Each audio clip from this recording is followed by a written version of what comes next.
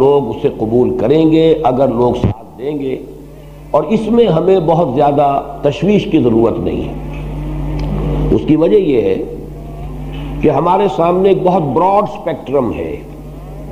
رسولوں کی آپ نے کہانیاں، داستانیں، واقعات، حالات قرآن مجید میں اتنی دفعہ سن لیے۔ پہلے رسول حضرت نوح، آخری رسول حضور صلی اللہ علیہ وسلم۔ ایک رسول یعنی حضرت نوح 950 برس تک دعوت دیتے رہے، کوئی رسپانس نہیں ملی۔ کیا ان کا قصور تھا؟ ظاہر ہے کہ نہیں۔ ہم اگر کریں کوشش تو ہمارا بھی قصور ہو سکتا ہے، لیکن رسول کا تو قصور نہیں۔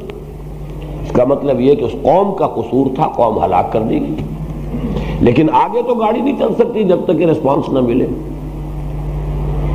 حضرت نوح علیہ السلام کے بعد اب جو جلیل القدر پیغمبر ہیں، حضرت ابراہیم علیہ السلام کی زندگی میں بھی ہمیں وہ مرحلہ آیا نظر نہیں آتا۔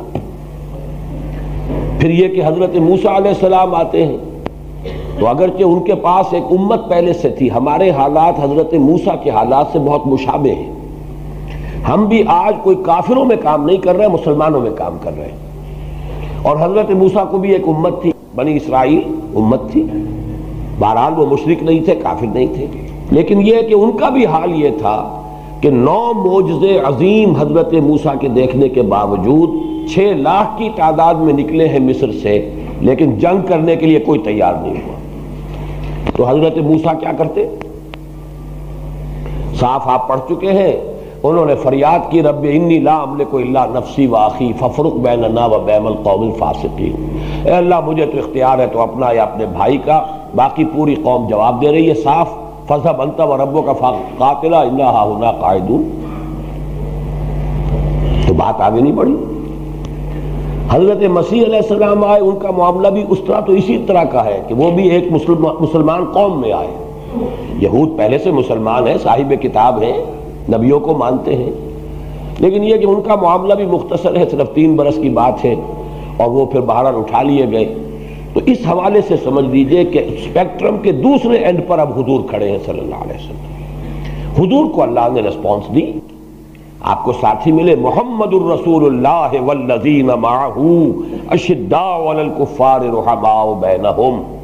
وہ آج بھی آپ نے پڑھی آیتیں، لہذا ان کی جد و جہد سے اقامت دین اس معنی میں اس انتہا تک، تکمیل تک بات پہنچ گئی۔ لیکن حضرت محمد صلی اللہ علیہ وسلم کے بارے میں بھی ایک بات جان لیجئے، آپ کے ہاں بھی جو 20 برس ہیں ان میں سے پہلے 10 برس میں بمشکل 100-125 آدمی آئے، اگلے 10 برس میں پورا ملک بدل گیا۔ تو یہ حساب کتاب کی بات نہیں ہے، وہی حضور صلی اللہ علیہ وسلم، جن سے بڑا دائی کوئی نہیں، مربی کوئی نہیں، مزکی کوئی نہیں، مبلغ کوئی نہیں، 10 برس تک دعوت دی ہے مکے میں، اور بمشکل 100-125 میکسیمم 150 آدمی۔ اگلے 10 برس میں آپ کے دست مبارک سے انقلاب کی تکمیل ہو گئی۔ اس لیے ان تمام چیزوں سے قطع نظر کر کے ہمیں یہ سوچنا چاہیے کہ ہمارا فرض کیا ہے، اس کے لیے طریقہ کار کیا ہے، اس پر ہمیں لگے رہنا چاہیے، نتیجے کو اللہ پر چھوڑ دینا چاہیے۔ باقی آپ مختلف جماعتوں کا نام لے کے تذکرہ کریں گے تو بات اچھی نہیں ہے کہ میں کسی پر تنقید کروں۔ ایک اصولی بات آپ سے عرض کر رہا ہوں، کیا بنی اسرائیل مسلمان امت نہیں تھے؟ حضرت موسیٰ علیہ السلام کے ساتھ بھی قتال کے لیے کیوں تیار نہیں ہوئے؟ اب اس کی جواب دہی میرے ذمہ تو نہیں نا، جواب دہی جو ہے وہ تو انہی سے جواب دے سکتے ہیں، کیوں نہیں تیار ہوئے؟ کیا بنی اسرائیل ایک مسلمان امت نہیں تھے؟ حضرت مسیح کو سولی پر کیوں چڑھا دیا انہوں نے؟ اپنے بس پڑے تو چڑھا دیا نا، یہ تو اللہ نے جو کیا بچا لیا وہ دوسری بات ہے، انہوں نے تو سولی پر چڑھایا۔ تو مسلمانوں کی مختلف جماعتیں کیا کر رہی ہیں یہ تو آپ ان سے پوچھئے۔ ہمارے نزدیک جو منہج انقلاب نبوی پر ہے وہ ہے ہی نہیں۔ ایک جماعت صرف تبلیغ کر رہی ہے، صرف تبلیغ کر رہی ہے، مذہبی تصور ان کے سامنے ہے، انقلاب کا نقشہ ہی نہیں، نہ انقلاب کا نام ہے، نہ اقامت دین کا لفظ ہے۔ وہ تو یہی ہے کہ بس اپنے نماز روزہ درست کر لو، کلمہ درست کر لو، اور اپنے جو ہے سنتوں کا جو ہے اہتمام کر لو، لباس میں، وضع قطع میں، یہ چیزیں ہیں جو کر رہے ہیں، اور اس میں اللہ کے فضل سے انہیں کامیابی ہو رہی ہے۔ تو جو انہوں نے اپنا ہدف بنایا ہے اسی پر کامیابی ہوگی نا، جو ہدف ہے ہی نہیں اس میں کیسے ہو جائے گی؟ جماعت اسلامی اٹھی تھی، لیکن یہ کہ وہ بہرحال جیسا کہ میں نے آج جمعے میں عرض کیا تھا 8 برس تک وہ ایک اصولی اسلامی انقلابی جماعت کی حیثیت سے کام کرتی رہی۔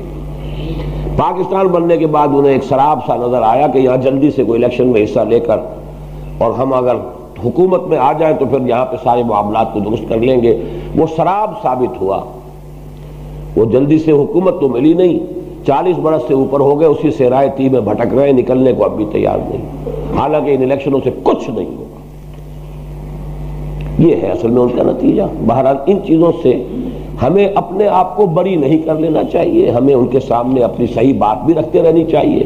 باقی ہم مکلف ہیں اللہ کے ہاں، جو بات ہماری سمجھ میں آئی ہے، جو ہم نے منہج انقلاب نبوی سے طریقہ کار سمجھا، اس پر عمل پیرا رہے، ہاں غور کرتے رہیں، اس میں کوئی اگر ہماری فہم کی کجی ہو، غلطی ہو، اس کو درست کرنے کی کوشش جاری رکھیں گے انشاءاللہ۔ حضرت زید ابن حارثہ شہید ہو گئے، حضور نے مدینے میں اعلان کر دیا زید شہید ہو گئے، اب کمان سنبھال لی ہے جعفر ابن ابی طالب نے، وہ بھی شہید ہو گئے، حضور نے اس کا بھی اعلان کر دیا۔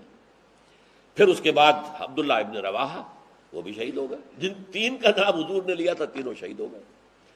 اب حضرت خالد ابن ولید نے، یہ میں کہنا بھول گیا کہ صلح حدیبیہ کے بعد جو اندرون ملک عرب حضور کی دعوتی سرگرمیاں ایک دم تیز ہو گئی تھی، اس کا نتیجہ یہ تھا کہ خالد ابن ولید جو غزوہ احد میں عارضی شکست کے ذمہ دار تھے، اور عمرو ابن العاص جو سفیر بن کر گئے تھے قریش کے اور گئے تھے نجاشی کے پاس کہ ہمارے بھگوڑے یہ آ گئے ہیں مسلمان یہاں پر، یہ ہمارے غلام ہیں، انہیں واپس کرو، یہ دونوں ایمان لے آئے اسی دوران میں، فتح مکہ سے پہلے۔ اور حضور نے فرمایا صحابہ سے کہ مکے نے اپنے جگر گوشے تمہارے قدموں میں ڈال دیے ہیں، یعنی یہ کوئی معمولی آدمی نہیں ہے، خالد ابن ولید کوئی معمولی انسان نہیں ہے، عمرو ابن العاص کوئی معمولی آدمی نہیں ہے، مکے نے اپنے جگر گوشے جو ہے وہ تمہارے قدموں میں ڈال دیے۔ تو حضرت خالد ابن ولید رضی اللہ تعالی عنہ اب میدان میں آئے، انہوں نے خود کمان سنبھالی اور بڑی حکمت عملی سے لشکر کو بچا کر نکال کر لے آئے۔ اس میں صرف یہ ہے کہ 12 مسلمان شہید ہوئے، باقی لشکر بچ کر نکل آیا، یہ بہت بڑی کامیابی تھی۔ لیکن جب یہ لشکر واپس مدینے پہنچا، مدینے والوں نے مٹی پھینکنی شروع کر دی، بھگوڑے ہیں، یہ میدان سے بھاگ کر آئے ہیں۔ حضور نے فرمایا نہیں، یہ بھگوڑے نہیں ہیں، یہ تو آئے ہیں الی فئۃ، یہ اپنی بڑی جماعت کے پاس آئے ہیں تاکہ یہاں سے مزید کمک لے کر پھر جائیں۔ تو اس حوالے سے حضور نے فرمایا کہ نہیں، کو بھگوڑے مت کہو۔ تو یہ غزوہ مؤتہ ہوا، اگرچہ جرم کی سزا تو نہیں دی جا سکی، لیکن یہ بات کہ محمد رسول اللہ کے آدمی 3000 ہو کر وہ 2 لاکھ کے لشکر سے ٹکرا گئے، اس نے ایک بہت رعب قائم کر دیا پورے علاقے پر، ہلا دیا اس پورے علاقے کو کہ یہ طاقت کیسی ہے ان کے اندر۔ منحصر مرنے پہ ہو جس کی امید، نا امیدی ان کی دیکھا چاہیے، جس کی امید مرنے سے منسلک ہو جائے، مرنا سب سے بڑی کامیابی ہے، شہادت فی سبیل اللہ، تو اس کو کسی شے کا خوف ہوگا؟ سب سے بڑا خوف تو اسی کا ہوتا ہے، جان نہ چلی جائے، اور جو جان دینے ہی کو سب سے بڑی کامیابی سمجھے، منحصر مرنے پہ ہو جس کی امید نا امیدی اس کی دیکھا چاہیے۔ تو گویا کہ ایک بہت بڑا جو ہے زبردست رعب پڑ گیا، اور جس کے نتیجے میں سلطنت روما کی جو ہے جڑیں ہل گئی۔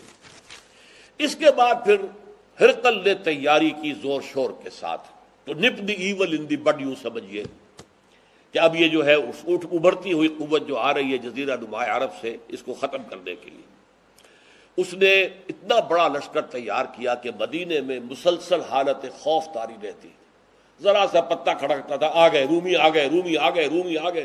رومیوں کے آنے کی یہ خوف جو ہے مسلمانوں پر وہاں تھا، مشرکین بھی تھے وہاں، وہ منافقین بھی موجود تھے، لیکن بہرحال نبی اکرم صلی اللہ علیہ وسلم نے 30,000 کا لشکر تیار کیا۔ آپ تبوک تک پہنچے، اور تبوک سرحد شام کے اوپر 30,000 کا لشکر لے کر 30 دن تو لگے ہیں آپ کو جانے اور آنے میں، 15 دن، 20 دن آپ نے وہاں قیام کیا۔ ہرقل میدان میں نہیں آیا، اپنی فوج لے کر پیچھے ہٹ گیا۔ اس کی وجہ کیا ہے؟ ہرقل پہچان چکا تھا جب آپ کا خط گیا تھا، دعوتی خط حضرت دہیہ کلبی رضی اللہ تعالیٰ عنہ لے کر گئے تھے، اس نے خط پڑھتے ہی پہچان لیا، وہ عالم تھا، عیسائی عالم، کہ یہ وہی ہے کہ جن کی نوید جو ہے وہ تورات اور انجیل میں تھی۔ وہ چاہتا تھا ایمان لے آئے، اور اس کا تفصیلی واقعہ آپ سیرت کی کتابوں میں پڑھیے کہ اس نے پوچھا کوئی عرب یہاں آیا ہوا ہے؟ معلوم ہوا کہ ہاں، ایک عرب قافلہ جو ہے کاروان تجارتی آیا ہوا، ابو سفیان کی سرکردگی، اس کو بلایا، ان سے مکالمہ کیا، اور مکالمہ کر کے ایسی باتیں نکلوائیں اگلوائیں ابو سفیان سے. اس وقت تک وہ مشرک تھا کہ جس سے سب لوگوں کو معلوم ہو گیا کہ یہ واقعی اللہ کے رسول ہے، اور یہ تو ہرقل جو ہے یہ تو مسلمان ہونے پر گویا کہ آمادہ ہے. اس پر ایک بڑا